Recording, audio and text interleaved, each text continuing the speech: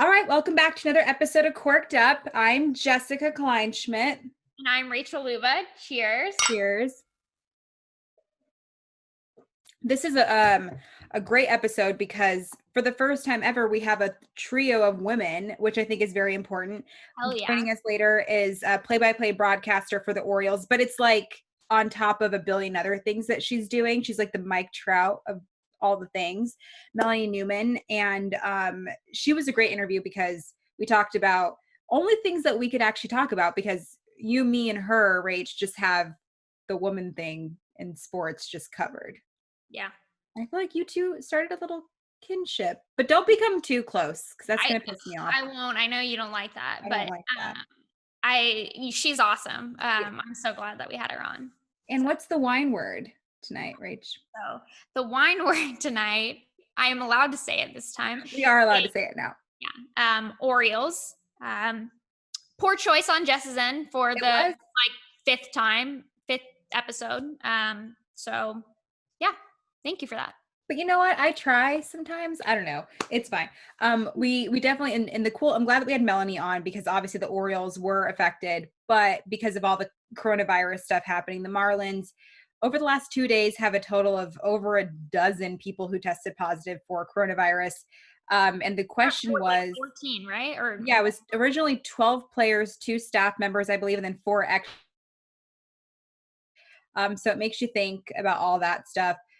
Rach, do you think, I know we talked about this before, but as time goes on, do you think we're going to have a 60-game season?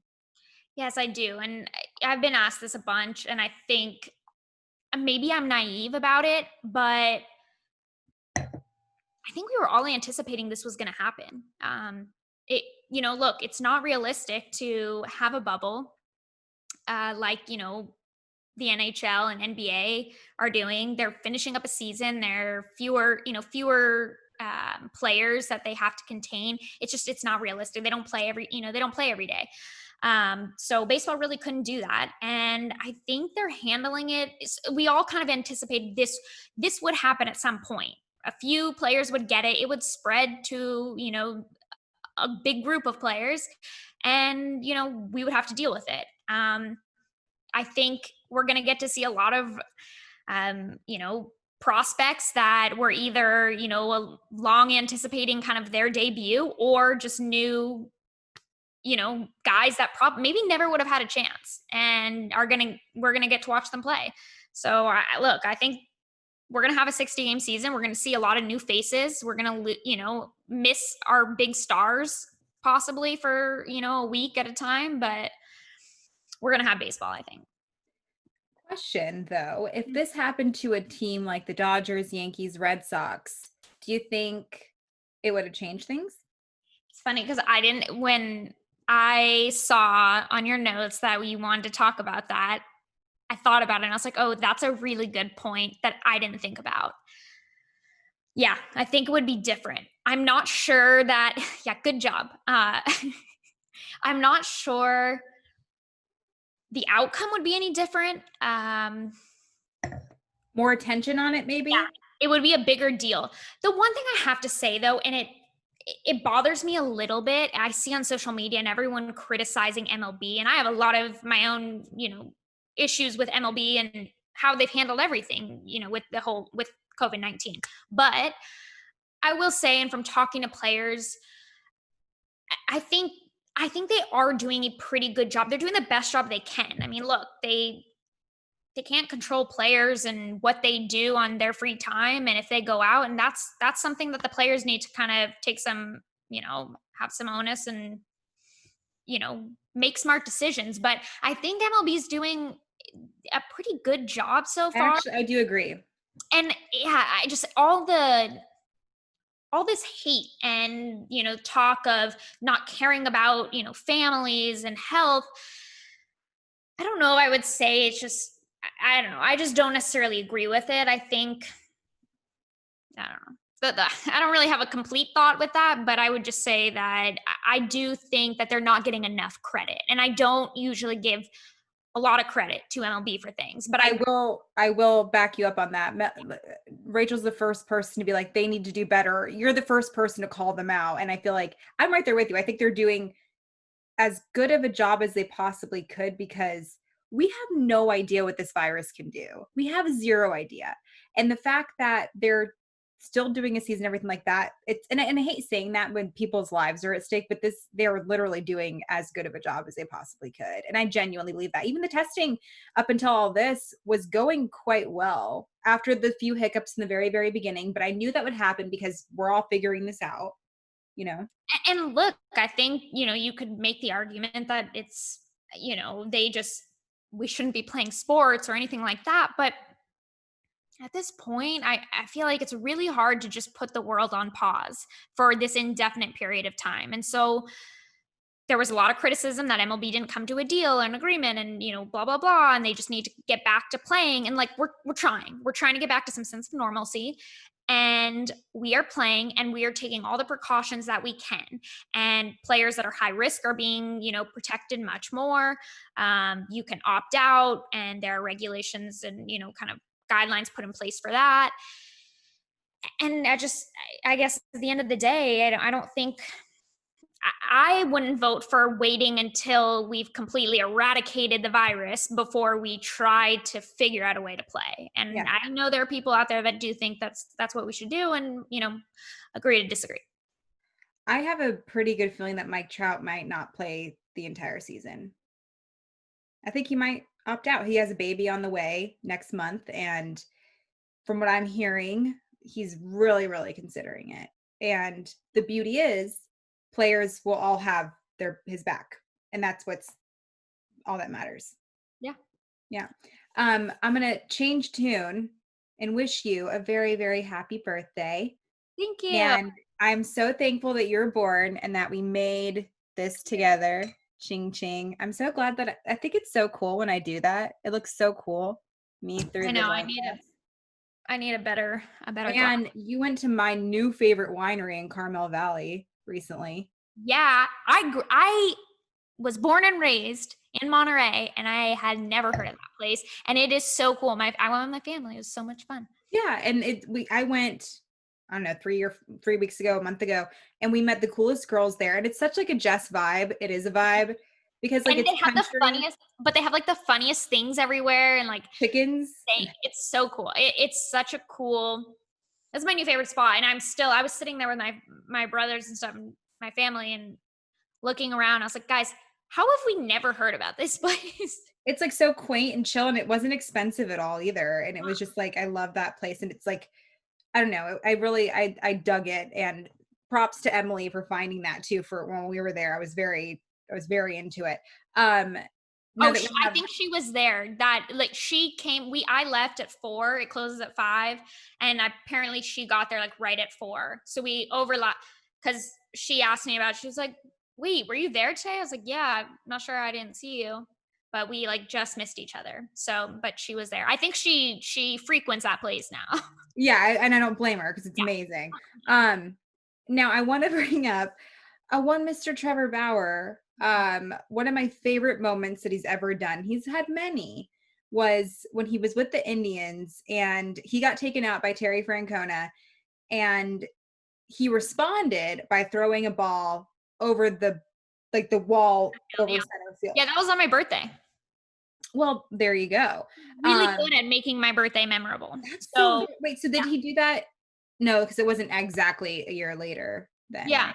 it was. It was the day after my birthday. Gosh, now I know how to celebrate your birthday by making Trevor do that every year. Yeah, so he did it. I went to go see and watch him play, and it's my birthday. I was in Kansas City when they were playing. He was super sick the entire week. I've never seen him like that. And they sent him home from the ballpark. They don't do that. They sent him home every night. He would go in. They basically, I think, like check his temperature and stuff, see if he needed medicine, and they sent him home. So which that's not a thing that players. I mean, they're there no matter what, always. And that's how sick he was. And then he wanted to play because it was like in 2013. He had I think he had the bird flu or something, and he at the last minute scratched from his start, and one of the guys in the bullpen came in to replace him at the last minute, was not prepared, ended up getting injured, and I think had Tommy John. And Trevor never forgave himself. He was just like, that's on me, because that guy was not ready. He had to pick up the slack, and I will never miss a start. And so that holds true. Trevor will not miss a start unless you force him out of it. You saw with the bloody finger. Yeah. He refused to miss that start. I have never seen him sicker. And at this point I was actually flying to Cleveland because there was the potential trade. So I was going to be there. Yeah. And my flight was early, and he's playing, and I'm getting notifications of everything that's happening. And like, this is not going well so far. And then all of a sudden bases are loaded, and I'm on the runway about to take off. I'm like, no, shoot, like my Wi-Fi is going to go, or my service is going to go out. I'm not going to know. This sounds like For Love of the Game, like number 2. Yeah.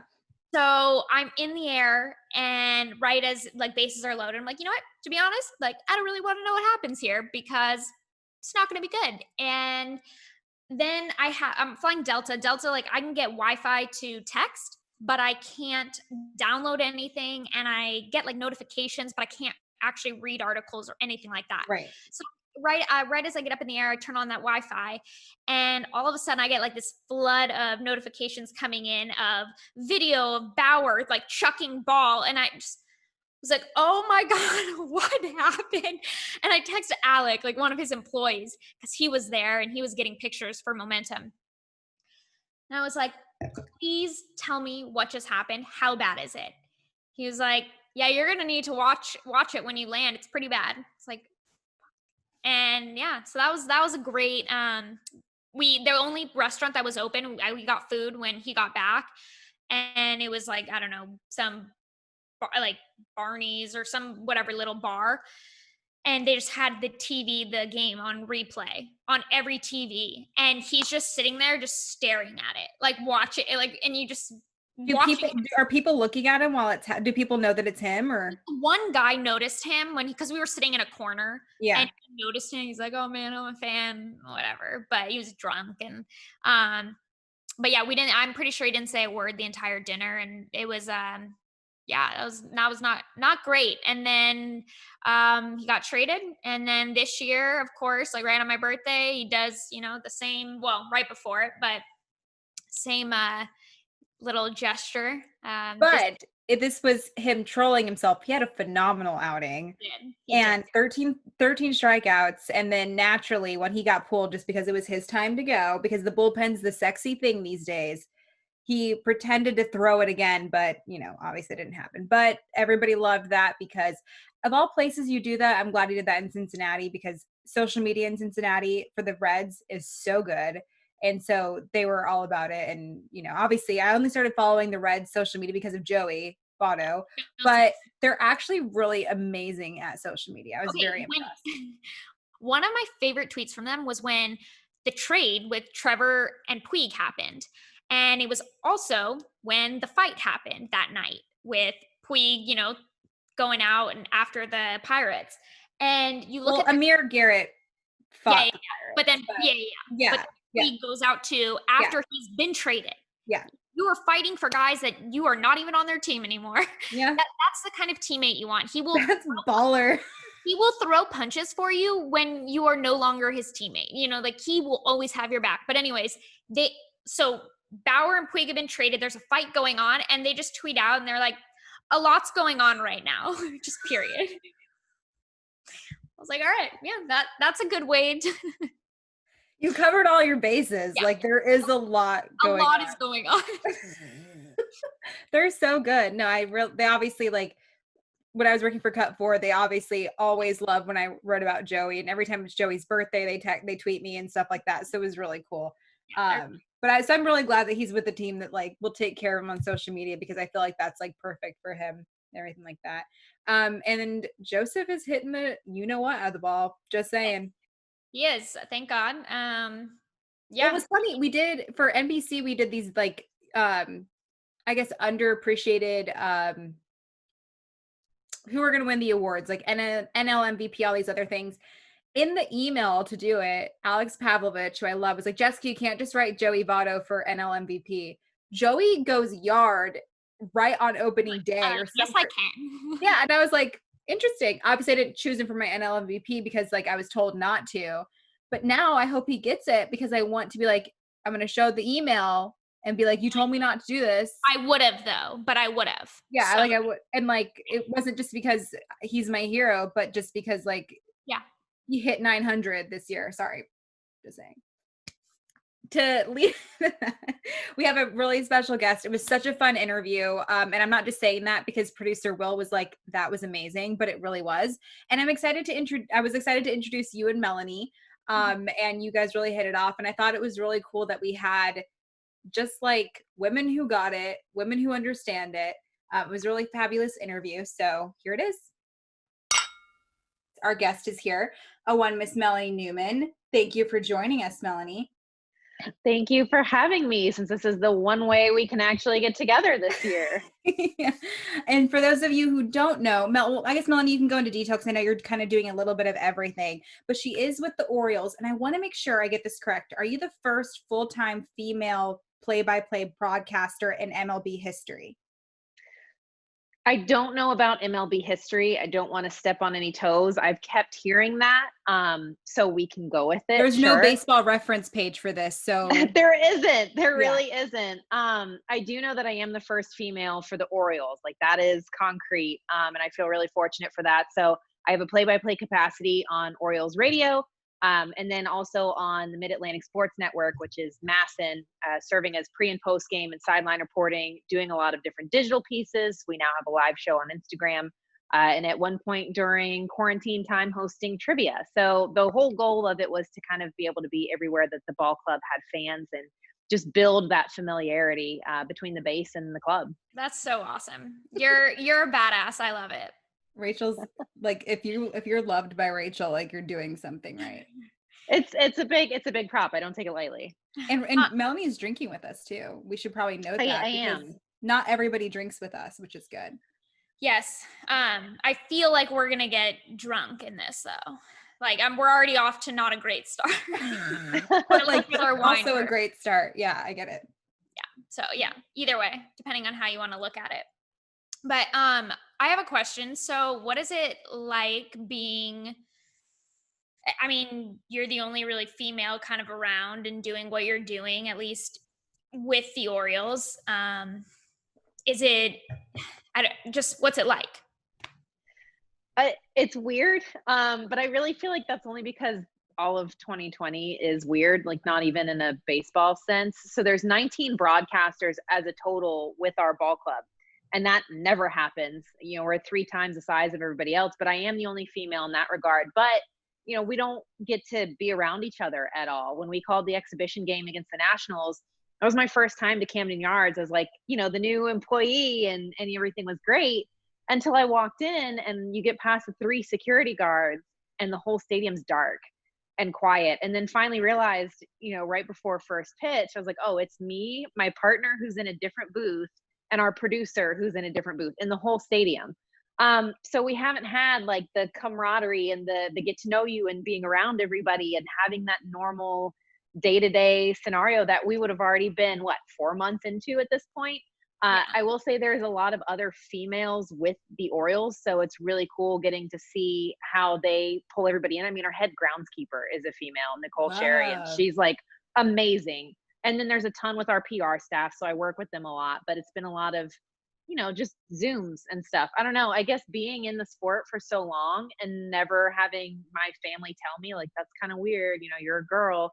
I just got immune to thinking anything else of it. But I'm really curious to see how 21 goes and then be like, oh, so this is different. This is how this is. That's how it's the exact same situation with me, or just because this is my first year with my agency and everything. And everyone's like, so what's like a typical, give us like a day to day, you know, or what does a week look like in your world? I'm like, I could give you a week, but I can assure you that next year it's going to be nothing like this. Like, this is such an outlier that it's a weird year to get thrust into a new role. So exactly.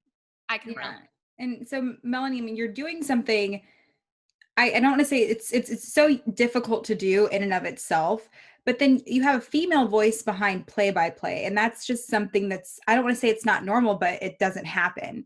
So when you hear a woman or play by play, like how does that work and how did you get into that? I got into it because I had people who saw more in me than I saw in myself, and that definitely includes you, Jess. But I started out knowing that I wanted to be around sports. I was young, I was very introverted, very shy, and print journalism kind of opened that door for me. That was always a strength until I got to college, and they said, "Okay, well, we want to push you into broadcasting." Okay. So I took that path and really started to develop, started to figure out, what I wanted to do. Baseball was still that ground zero for me, especially as a kid in Atlanta. It's everywhere and it's year round. So when I got out, I started bouncing around from a couple different jobs. Got really lucky that a buddy of mine was the voice of the time of the Mobile Bay Bears, RIP.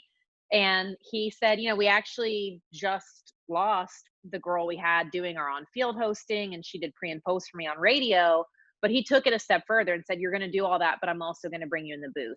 I paid out of pocket to be on the road so that I could do, the full 9 innings instead of the last two that I was doing at home, and had people from that point forward who really picked me up and helped me hone my craft and kept telling me, you actually can do this. This is a voice for you. Because I always felt bad, probably up until this year, that I'd hear all these other broadcasters talk about their roots and they were like, "Oh, I knew I wanted to do this. I grew up listening to all these greats and that was what I wanted." I was never that kid. Like I admired them and I picked up on which ones really connected to my dad and knew why they stood out to him in particular. But it wasn't until I realized, okay, this is what I'm going to do, that I actually got to start to go back and analyze, why were they great? Why did they transcend into the home and out of the booth? So it's just kind of been, one stepping stone after another, but they were like all underwater until I'd get to the next one. And then it kind of come up and show itself a little bit. But I kind of like that I came up that way, honestly. I I think that's such a great kind of reminder for people, because I was the same in the sense, like I was a gymnast growing up. I didn't follow baseball. I wasn't a like I went to games casually here and there, but I wasn't a baseball just nerd junkie. But when I kind of made the decision, I was like, this was interesting to me, this sport, and I want to go into it. You can teach yourself, if you put in the time, you can teach yourself stuff and you Yeah. can learn the history, you can learn all this stuff. You don't necessarily need to be, you don't have to have that kind of cliche story of, I knew since the time I was little, like this is what I wanted to do. And, that's kind of your path in. I think, if you at any point kind of decide you're passionate about something, you can teach yourself and, figure it out. So. A lot of Exactly. people People don't find it all the want time. to do the work and do it though. Exactly. Yeah. Like Zach back in elementary school, that dude is not a paleontologist like he thought he would be. So this means you followed up with him though. Maybe. He is not as cute as I remember when I was 5. It's usually the way it goes. And I mean, I've still stayed the same size, so that's why I thought like it would be the same, but it's not. I've moved on though. It's Yeah. fine. You're doing fine. Rachel wanted to ask you a question because I know obviously you're at the Orioles and heading into the conversation, there's a lot going on with coronavirus. So Rachel has a question for you about that. Yeah, I'm curious. I mean, as an agent too, what, you had a press conference, kind of what is the sentiment, with the Orioles right now? The team, kind of where do things stand? Fill us in. Yeah. So it's really a rewarding opportunity to know that not only is this my first year with the club, but that I landed with a club that takes things very seriously. And I think having a team of lawyers who serve as the head of the club is a help in that process. But all we've heard from the start is just how the players and the staff feel like they've gone above and beyond with the safety measures, with how they do things, that things are way different from how other clubs are operating, and that these players are all towing the line extremely and understanding that, if they go out or if they choose to make these decisions socially, that's a little bit selfish, that it can affect more than just you. It affects, we've seen it's affected 4 other teams entirety. So they've all been really good. And Brandon Hyde has been so just well versed in saying how important that is to the guys. And they're all wearing out room service, they're staying in their hotel, and it means a lot to them. And they know that if they want to get through 60 games, this is what's going to happen. And it's just 60 games. It's not like they're asking these players to basically lock themselves away for a full 162.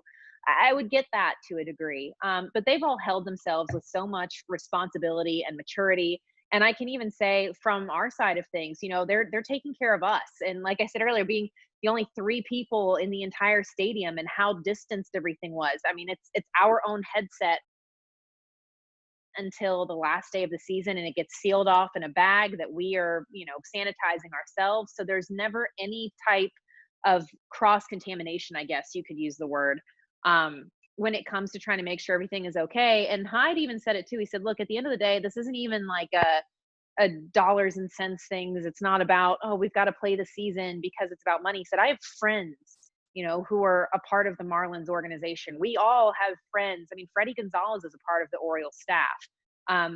Hyde has been in baseball for over 20 years. So this comes down to people that they know and they love dearly, who now are considered at risk, or they're infected, or they're positive. And he said, and that's the big secure at the end of the day. They've got families that they're hypothetically wanting to go home to. And, can you now or can't you? So they're all really concerned and really vigilant right now. And Chris Davis even said it, though, once the logistics were worked out to shift and bring in the Yankees for 2 games, that way both teams kind of stop the bleeding as far as just a loss of games, that it was an easy decision. But he did add at the end of that, he's going to start wearing a mask at first base. So it's been, a real back and forth and a little tumultuous for them. I mean, they were basically locked away in their hotel in Miami all day yesterday until they got the notification, hey, you're now getting on a flight. So that's it. It was just, point A to point B and no stops in between. But I feel fortunate that of anybody, I'm with the club who got it right. That's good. I'm glad to hear that, because I feel we're all thinking, and this is not on social media, like they don't know if these guys are being selfish or if they're being smart about anything. And from what I've seen, I know the A's are doing really well. And like a couple of the guys that I have talked to, they're annoyed that they're stuck in their hotel rooms, but that's good. At least that they're in their hotel rooms and everything like that. So it is just you 3. There's no like beat writers or anything in there? So I will say that was for a road game. That they were at Nationals Park for that Expo game. So for home games, I would imagine that the beat writers do come in. We'll actually see some front office staff. There's the 3 tiers of credentialing for it. But I mean, they even have that broken down to a T. There's separate stairwells that people take. And if you're play-by-play or, radio for that day, you get off at one floor. And if you're sidelines or pre and post that day, you get off at a different floor. The beat writers get off at a different floor, but you're all taking the stairs. There's no crossover in an elevator. Right. There's really at no point are you interacting with anybody else. I mean, we're not even as broadcasters allowed to be in the press box with the beat writers, just because there's no need for us right now to. It is a nicety, to be able to talk and share those ideas and stories, and that's where you get to kick around a lot of stuff. But now we've discovered Zoom does all of that. Yeah. I'm like, I had Scott Hatterberg on my other podcast yesterday, and he was like, I'm like killing the Zoom game. I was like, me too. I can set up a Zoom in my sleep now. And it's a new skill. I keep saying, like, I don't even know if they're publicly owned, but I was like, if you had stock in Zoom before all of this happened, like, you're retired, you're done. Within a few, like within 2 months, Zoom went from, I don't think anybody knew what it was really, to being like a verb like Uber or Google or something, where it's going to be in the Oxford Dictionary, like, let's just Zoom, or, just like let's just Uber somewhere. Exactly. And I love too, like all the people who are like, oh, no more meetings. Like everything can be in an email. And then more meetings now than ever. Because we have Zoom. Yeah. Well, it's actually funny that you brought up Zoom, because you said nobody's ever heard of it. I had the perfect segue to my next question. The first and only time I ever heard of Zoom, Melanie, was when I got my Cut 4 interview on camera. And has it been around that long? It has been around that long. And I mean, so I can't even remember when I got hired by Cut 4. But the reason why I brought that up was because after I did that interview, I didn't think I was going to get the job, because I was like, whatever. So I was on Melanie. And I was like, why am I doing this? Like, I gave it 6 months. I'm going to try to continue this sports world. And Melanie, and I was literally kind of ignoring Melanie. She was like, Jess, like, you're doing fine. Like, you're going to get a job, like, chill. And I was like, shut up, Melanie. Like, I'm not. And there was very easy to ignore, to be fair. Yeah. Yeah. And there was a missed call on the other line. It was from a New York number. And I was like, whatever, I'm going to ignore it. And so as I'm crying to Melanie saying like, I'm done, I was like, fine, I'll listen to this voicemail. And it was cut for offering me a job. And so Melanie was like on the other line. So Melanie, why don't you tell the fine people that A, I helped you grow some balls, and B, the reason why I am here today is because of you. I'll never forget that night. You know, there's so many moments that you always think stand out to you, but like you never picture, especially in this industry, that it's going to be a late night when you're just laying in your room and all the lights are off, but you're on the phone with a friend. And it's another like tough scenario. Like that's why you have that inner circle, is to help each other through stuff. And yeah, no, you definitely gave me a spine, because I used to joke with people. I was like, I had the spine of like maybe an eclair when I met Jess, and now I've worked up to like box jellyfish. So we're doing really well. But you just, I mean, like from the moment that we connected, you were always that person I looked up to. You know, you said exactly what you felt. That was never going to be minced or watered down. And you stood up for yourself. But the thing about it is that you always had something backing up why you said what you said or how you felt. Like it was never just, I'm going to throw it and see if it sticks to the wall. Like it was so hard for anybody to argue with you, which has also, like, you know, inflamed a lot of people that they can't argue with you. But that night when you called me and you were like, I think I'm done. That's the hard thing about this industry, is it's almost like 70% of it is just outliving everybody else who finally decides to let go of their grip and walk away. And the thing is unlike, you know, if you're not Brett Favre, you can't walk away from and then walk back into. Like you're starting at the bottom rung, if not lower than where you did start. Your skills are already behind. So that's it. You walk away, that's your grave marker for that part of your career. And all I could think was, like, I have to fight for her to stay, because if she leaves, like if she doesn't think she can make it, what chance in hell do I have of making it in this industry? You know, like I don't know as much as she does, and I don't present myself the way that she does. So it's almost like, I believe in you, because if I don't believe in you, then I can't even believe in myself at that moment. And just knowing though that you had so much more to give, and you just kind of, I wanted to like shake you and just be like, just stop for 2 seconds. Like we'll go work at In-N-Out Burger together for a couple months. Like we'll figure it out, but you can't walk away yet, because some people you just meet and you know they're going to do what they want to do in life, and that what they feel is their calling is what they're actually going to fulfill as their calling. And that was you to a T, and it has been from day one. And the feeling of relief when you were like, oh my God, so they called me back and they offered me the job. And I'm like, I don't even think I asked. I was like, okay, well, obviously you're going to take the job, or like, I'm going to actually grow a pair and come out there and like beat you over the side of the head. But that's why we're here. Like, that's why we have each other. And you did it to me. Like I had that moment where I was like, I'm at a dead end road. It is middle of spring training. I don't have a job. Like, this is done. My own parents, for the first time in my life, are like, yeah, you need to change occupations, honey. and you were like the one person I had who was like, excuse me, we had a phone call. Absolutely. And now you don't want to walk the walk that you already talked with me 3 years ago. Like, get it together. She just did the best Jess impression right now. Like the expression, everything was spot on, Jess. Like that was her saying. No, I'm very like, I have the biggest heart, but I'm such a sasshole about it. And Rachel even talked about it the other day. Like I told our group chat yesterday, I was like, if you guys do not wish Rachel a happy birthday, I will ruin you. Like, I was on a radio show that I like filled in for, I don't know, Jess was supposed to do it. She took over for me for sure. Yeah.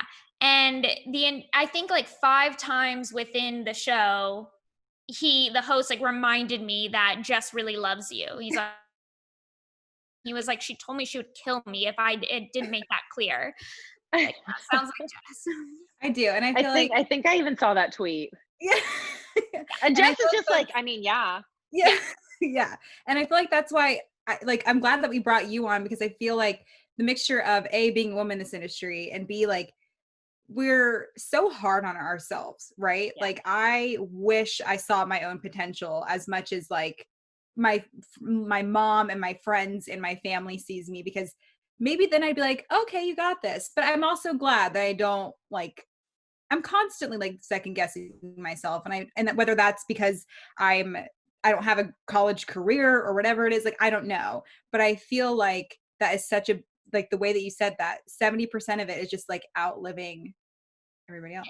Yes, I am a lawyer and I second guess myself. So I don't think your education, whether you drop out of high school or, you have like 10 post-grad degrees.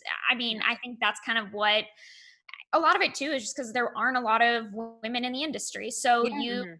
think about it. Men second guess themselves too, but then imagine, I mean, we know, but being in an industry where it's already cutthroat, and then now you just have the added, gender issue. And I mean, but I feel like all of us have that kind of one person, even when some of the closest people to us are like, like our parents. My parents did the same thing. They were like, you're a lawyer and you don't have a job and you're in debt, so figure it out and go get a job.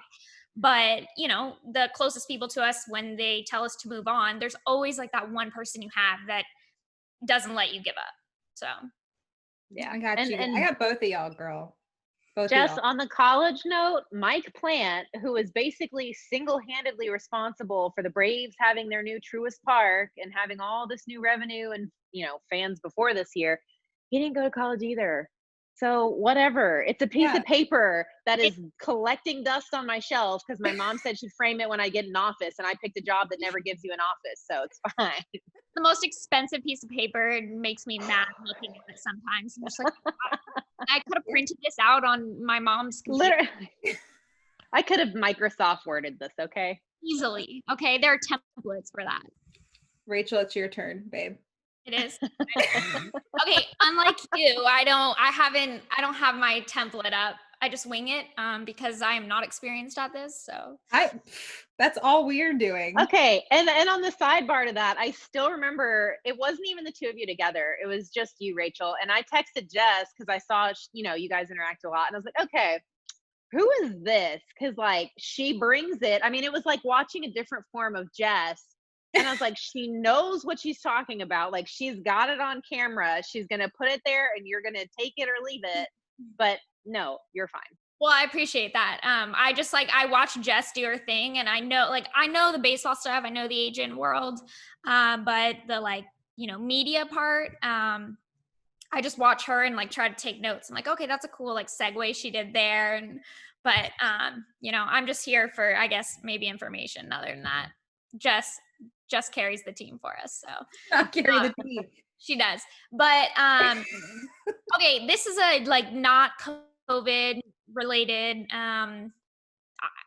Maybe I'm guessing you probably get this question a fair amount, and it sucks. But what's the state of? I mean, the Orioles right now, the rebuild. When's it going to end? How do we feel? I mean, the fan base, the team, the players themselves, what's happening? So the really cool thing, and it's the first time I've gotten to see it, especially from this perspective about our fan base, is I think they have fully bought in and they understand the rebuild. They're not just like, oh, but it's a rebuild, and then complain about the fact that they can't win. It also helped that we opened up taking the series, but they get what a rebuild actually means, and they get that there's going to be losses, and you still see the grunts and the groans from it, but you hear more excitement about our prospects. Well, have you seen Adley Rutschman and DL Hall and Grayson Rodriguez? These guys are all coming up through the system. You hear more of that than you hear, oh, well, the guy that we had to spot start today couldn't hold it together against Aaron Judge and Giancarlo Stanton and Miguel Andujar, because they know. And that was another thing that even Hyde today was super transparent about, because we were talking, well, when we were supposed to open the season with them in March, there wasn't a Judge. Stanton hadn't come into form. We kind of had a little more of a prayer than we do now. And he just kind of said, like, there's no changes. Like, it's the Yankees. Like, we already know. Like, we know how good they're going to be. And he's just focused on them. So you see some of the small pieces now who are a part of the future, like John Means, who's already up here. He's scheduled to throw Thursday against the Yankees. He's one of those Caroline's guys. husband. Caroline's husband. Yes, but she is another fabulous individual. We should have her on great too. She would be good. So Caroline actually developed the fight shirts that we have for Trey Mancini's colon cancer fight right now. She designed the little logo with like the 16 hidden in the wording, and that benefits charity too. So like she's really doing her part at home right now. But you see guys like that coming up, and they're going to be a part of it. And I kind of love it because he was, the 11th round pick and flew under the radar a little bit. But I'm like, that's why I love baseball. It's I always go back, and Jess, this, it's the 6%ers that pull me in every single time. But I think what Mike Elias is doing is tremendous. And you look at just the level of operations that are going through to analyze the draft picks, the bonus signees, the kids that they just signed as undrafted free agents. And you see those pieces already being laid out. I got to sit in on some meetings at spring training where they actually went over, fundamentals with the guys, and the technology that they've already introduced to them, like, blew my mind. Like, I never thought I could look at base running the way that they were able to present it to these kids until it was sitting there right in front of me on a big screen. And I mean, again, it really spoke to the level of how invested they are in pulling it up. So, I mean, you start seeing projections. Rutschman is a 21, at worst 22 call-up situation. Obviously, again, 2020 affects everybody's ETA to land in the show. But I'd say 23, 24, like October and Orioles are going to kind of be synonymous with each other from everything that we've seen. Yeah. Didn't they I thought some guys from the Astros went to the Orioles, like in the front office. Am I wrong about that? So Mike Elias, okay, yeah, and he brought over Sig as well, who's his lead analytics guy. Yeah, they're gonna be good. It's just gonna take a little bit, as long as it's not like I feel so bad for the Mariners because I feel like they just get teased, and even when they just traded everyone away. And then that's the Dipoto effect. Could you imagine him like at a white elephant party? Like, oh my gosh.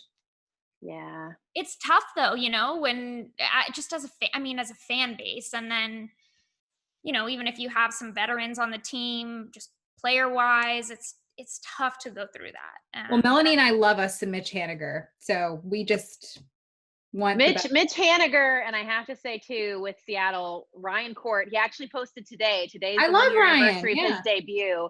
He was one of our fringe kids way back in Mobile that no one wanted to give a chance to, and he and Mitch, they shocked the world for a cliche. I mean, I could not. I'm like the proud mother hen to like see them, and they probably don't care. Like they're like, she's so annoying. Like, you gotta get her off my Facebook. But yeah, no, even Archie Bradley took him years to remember who I was. So once he did though, he was like, oh yeah, I remember, like, you used to cover us. I'm like, kind of.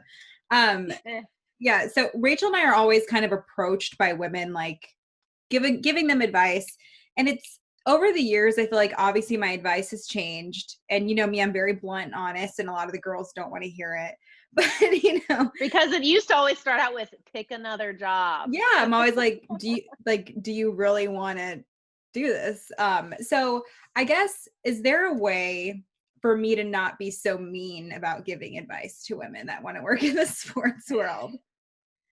So I wish I was not making this up, Jess, but literally 2 nights ago, it was the first night I've had to sit by myself in the apartment here.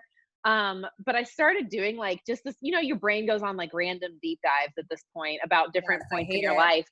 But I started thinking about that. And, if it's unfair to tell these people, look at a different industry, or it looks glamorous, but sweetie, like, I could make you cry with some of what we've had to go through to get to where we are. And I'm not saying I would never put that as like a poor me stance at all. And that's the thing that I want to separate, is like, it's not a pity thing at all. It's just black and white. It sucked.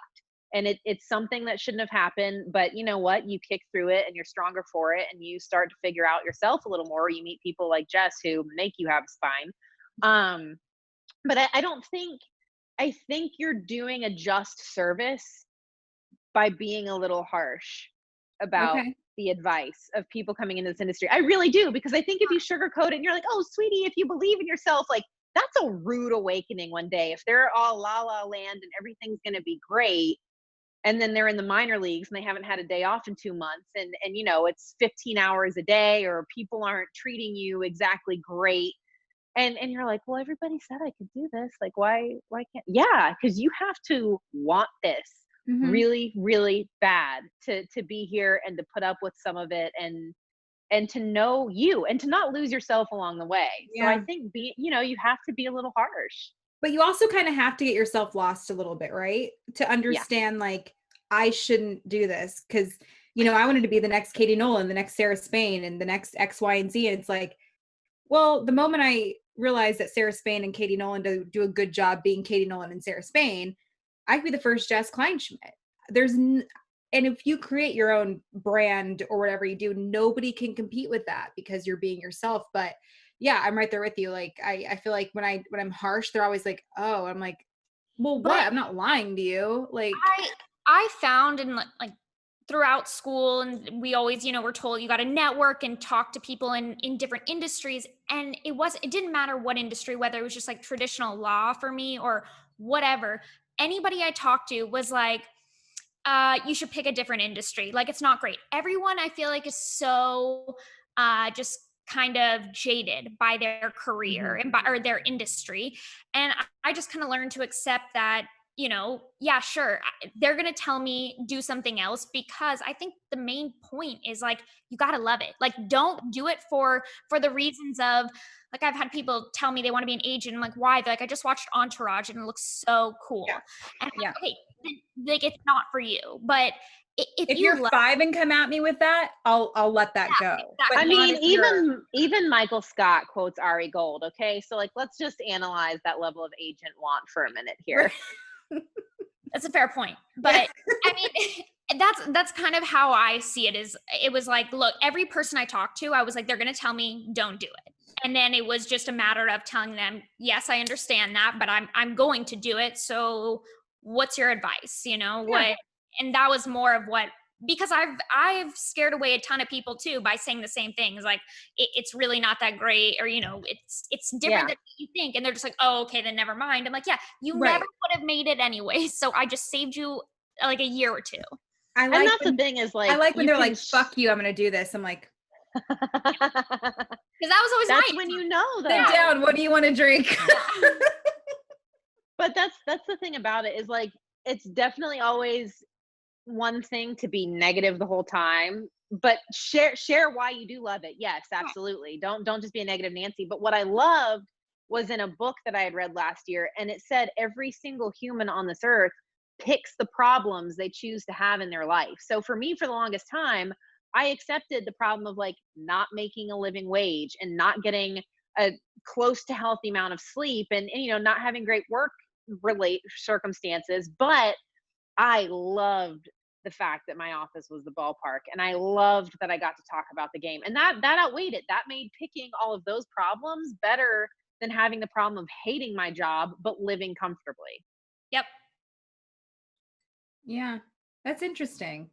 I love Yeah. it. It's so true. I think about everything in my life, yeah, that sucks, and I would choose it every time, kind of thing. Yeah. Because Yeah, exactly. yeah, Because as tough as it is, you're like, but I love this. Like, yeah, I'll Mhm. complain after. And Melanie, remember one of my favorite quotes? Because like obviously I'm like ridiculously single, and I tell Melanie I will never find a man unless he makes me feel as good as a good day of work feels. No, and it's 100%. And I mean, we both know we've all lost so many relationships being in this industry, and so many of them were like, well, look, it's me or the job. You lose every time, because you know what? I'm never going to Deuces. wake up the next morning and my job's never going to roll over in bed and look at me and go, I don't really love you anymore. and leave. The job is always going to be there as long as I fight for the job. So like, sorry about it. Also, Jess, you being single is like an anomaly. That literally is. That's It's a whole another podcast, sweetie. Oh man. I'm so glad we had you on, Melanie. This is so much fun. I know. We all have to I cheers. love Did we it. not cheers yet? Yeah, we didn't. No, we didn't. Stupid glass because there's no wine glasses. I'm super into it. But you know what, Rachel, you were growing up, babe, and you're not drinking out of the glass anymore. Yeah, you mean the bottle? Mm-hmm. Yeah, the bottle. I almost did, and then I put on. I think on our Instagram, I put like a poll of which one I should do. Oh, did people choose the glass? No, the bottle. And I was like, guys, please. I was trying, like, I did that one time, and I will not do that again. So People like bring that up all the time, Rachel. Like, it's weird. Like every time I like, oh, the one like when she drank out of the bottle, I was like, is that the only episode you watched? Like, I mean, do we know how many nachos references and wings references they make about you, Jess? That's fair. That is fair. That's bad. People really bring it up. I was in a hotel. Yeah. I don't have I don't know what to do. And that's true. Like, you don't want to, like, there's, because I took one wine class, so that makes me a sommelier. Yeah, but there is a difference to like the type of glass that you drink it out of. That's why airport wine tastes like shit, because you're drinking it out of a plastic cup. Yeah, but, like, so you still chug it. So Melanie, you're not missing anything being allergic to it. But I'm like, do wine glasses affect the way that whiskey tastes? No, you're fine. You're fine. Are you allergic to wine? I am allergic to wine. Here's the thing, though. I wasn't always allergic to wine. And even when I could drink it, I wasn't that crazy about it. I was kind of always like a whiskey tequila. This is peanut butter whiskey. And like, this is my drink for the rest of my life. Okay, that's fair. What do you put with peanut butter whiskey? So I actually discovered this at winter meetings this year because everybody else had wine. And this was like the only option. I was like, I like peanut butter. I'll try it. So I drink it with ginger ale because I'm usually a whiskey ginger person anyways. And it makes it a little lighter. Like, it's not as dense of a peanut butter flavor. Yeah. Dense is a good word. But pro tip, if I'm day drinking, I can put it in my coffee, my iced coffee, and it's amazing. All right. It's a game changer. It's called Screwball. So it's like baseball themed. It works. Love it. Iced coffee, whiskey. Girl, I got 2 days coming up. Uh-oh. I don't want to feel you get like an iced mocha coffee and then you add peanut butter whiskey. I'm just saying. It's the best. So like you can just be like hanging out in your yoga pants. People are like, oh, she's cute. Like, she's just done her yoga. She's got it together. Lit. Yeah, you're like, I'm having a day. All right, Melanie, thanks for stopping by. You are the absolute best. We really, really appreciate it. This was so much fun. Yes. This was so good. It was like, again, it's the closest thing we're going to get to have hanging out this year. I know. And I'm glad y'all finally met. I know. Me too. Overdue. So we'll have more of these. We'll just chat. We'll just do like a FaceTime, but we have to do it over Zoom because it like this like is amazing. Jess doesn't like the I don't like my real face.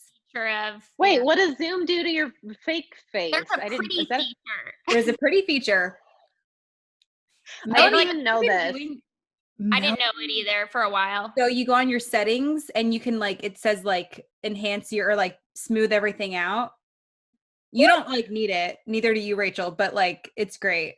It's so subtle. Jess thinks it makes a big difference. It does not. It really doesn't, but like, But she likes to, she feels better with it. I do. It's like an extra. Yeah. It's the guac. It is. I had Jabba Chamberlain on earlier on my other podcast, and like he's just like full on beard, and I was still just making sure I didn't look bad because Hatterberg. Glad you got rid of the beard too. Yeah, I mean, like especially around you girls, like this needs to be like on. Well, okay, so see, that's been my trick. Is like I have a ring light for the purpose of doing all the at-home work we did for the Orioles, but it has a tripod that connects through the middle of it, so it's like an all-in-one. But the ring light has different temperature settings. And so it's like a white light, but then the warm light has kind of been my like auto tune. Me too, because Rachel looks blue. Yeah, I don't want to do the blue light ever. I can't even tan. I can't tan enough to ever do the blue light. Jess loves the blue light, and she was doing it in the beginning. And I have a LUT preset that I put on all my pictures. And so I like whenever I would post something, I would put it on. I'm like, Jess, you're this blue light, it doesn't work with my preset, so you need to change it. And like It's not in my color wheel. Yeah. oh so, no, it's like scary. Like if I could actually make her Instagram photos, like my life is set. you It's like it, or you hate me for him? No, I love that you're OCD because like I'm not like really. I am about like weird things, but and it's good because like I don't mind. Like if she wants to do her thing, Oh, yeah. If we were the same, it would be bad. it'd be We really would have bad. lasted one episode, and then I'd be like, well, that was a short. that was fun. That was short. Sorry about it. All right, my dear. Thanks for stopping by, and we'll have to do this again soon. Yes. Thank you, babes. Bye.